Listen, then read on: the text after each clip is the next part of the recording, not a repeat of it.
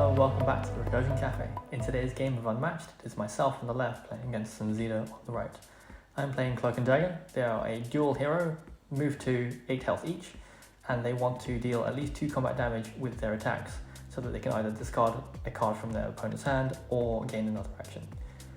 On the right, Bruce Lee is a solo hero, move 3, 14 health, likes to combo his opponents to death essentially. At the end of their turn, they may move Bruce Lee 1 space. So the game starts with us maneuvering a bit, getting our hands up to 7. Bruce Lee will step in and go for dagger first. And it looks like there's the attack. I will respond with a feint because I think combos are likely to start early with Bruce Lee. So it's a downward sidekick. I don't have to discard a card, but I will take 1 damage through to dagger. Bruce Lee doesn't appear to take a step back, so dagger will respond in kind, going straight for the Life Force Barrage. 7 damage into a skirmish for a 4 defense. Looks like 3 damage goes through, which triggers dagger's ability, gaining another action. It does mean dagger also takes 3 damage, but I think early on you can rely on the opponent defending against dagger. Here's the second attack. A second of 3 actions. It is a Be Like Water on the defense and Into the Void on the offense. I have the option to boost the attack, but I think this early on in the game, unless I had a 3 boost in hand that I really didn't want, it wasn't worth it. Bruce Lee manages to get his Jeep back, and then I step back. Bruce Lee continues the offense, targeting Dagger, who is on 4 health. This early on in the game, I will feint it again. It is a Jikendo, another one, but it's a short lead hook, which typically has a little bit less impact. Still 1 damage goes through. Dagger goes around and has a extra large slushy to regain 3 health. So we're back up to 8 and 6 health respectively. Bruce Lee takes a step in between both characters, which is pretty brave. And it's a downward sidekick again into a living shadow. Dagger defended with it, so now she swaps places with Cloak and is defending with a 4.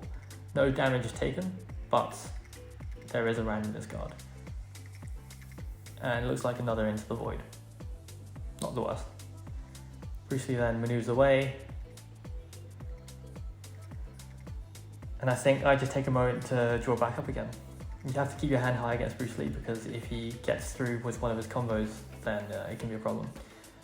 Bruce Lee takes the battlefield effect and looks at the top 3 cards of my deck and rearranges them in any order. It's also my first time playing on this map, so all these effects are a little bit new to me as well. And then Bruce Lee steps in and discards a card for hand size. So he's up to 7 cards, which is dangerous. Will I step in?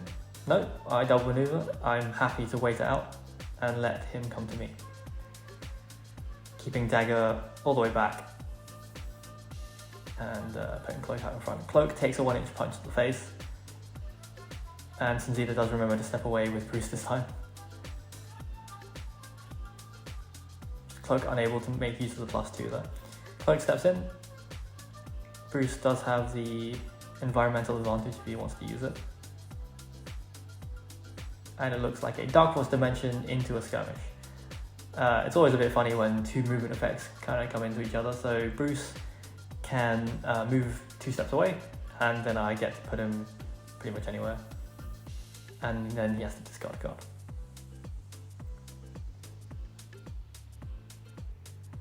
But then if Bruce hadn't have defended with a 4, if he had only defended with a 2, then there would be another discard as well. So it's quite powerful, that card. It hits through a feint. There will always be a discard if it's from Cloak.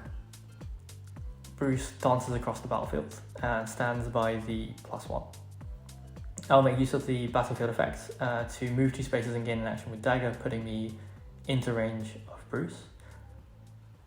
It is a living light into a buffed Be Like Water. No damage goes through, but because Dagger played it on offense, Cloak recovers 2 health.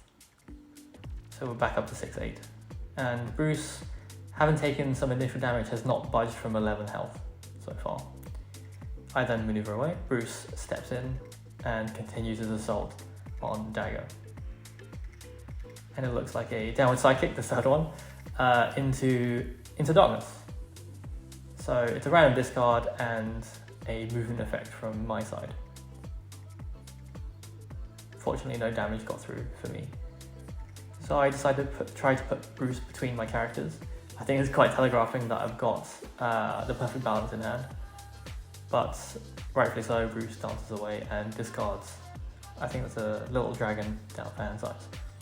I double maneuver, keep my characters nice and close, taking a defensive position with that +2, and just wait for him to come to me. There he is.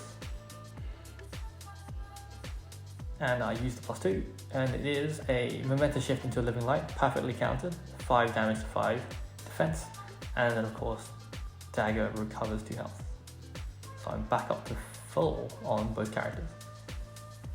When I first saw these characters, I thought 8 health was not ideal, but between the health shifting and the health gain, I think they can hold their own for a while if they don't get burst down. Cloak takes a step forward and decides to attack, and it's a feint, so the Channel of the Dark doesn't happen. And again, it's me trying to get off the perfect balance play, but Sunzida is smartly playing around it. He's left Cloak in range, and I'm trying to bait Bruce into taking on Cloak, but Sunzida is doing her best to figure out how to boost to get to her intended target, which she mistook for Cloak, but is actually Dagger. There we go. We figure it out in the end. Boosted with a Be Like Water, which is great for me. It means 1 less Jikendo in play. Plays the nunchucks. I'm expecting a combo here because that's a lot of trouble to go to, but instead it's a momentous shift for 6 into my 3. Which is still a very strong play. That's 3 damage punched through to Dagger. And then of course, I move Bruce some number of steps, and Bruce has the opportunity to step back in, if he so wishes.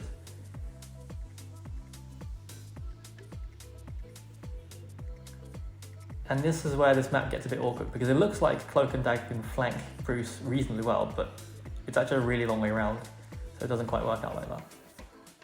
I will Into the Void, into a Taste of Blood, and again I have the opportunity to boost the attack, but I kind of like most of the cards in my hand, and it looks like I don't have a 3 boost that I want to throw in there. It would force a discard, but having less cards against Bruce just doesn't seem like a good idea. There's a boost into Nunchucks, into a feint. That's still a 4 value momentum shift over the feint, so still 2 damage. Dagger is not looking so healthy, on 3 health left. At this point I play Chosen Fate and reshuffle the damage on my fighters and draw 2 cards. And then I'll maneuver a little bit. Keeping 1 space away, just wanting Bruce to step in, see where it'll go.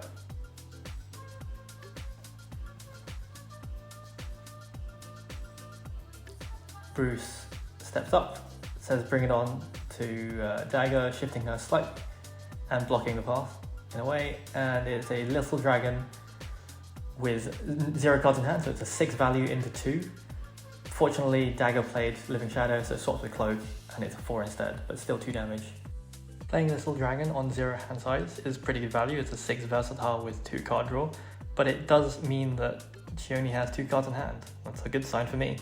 I will boost in.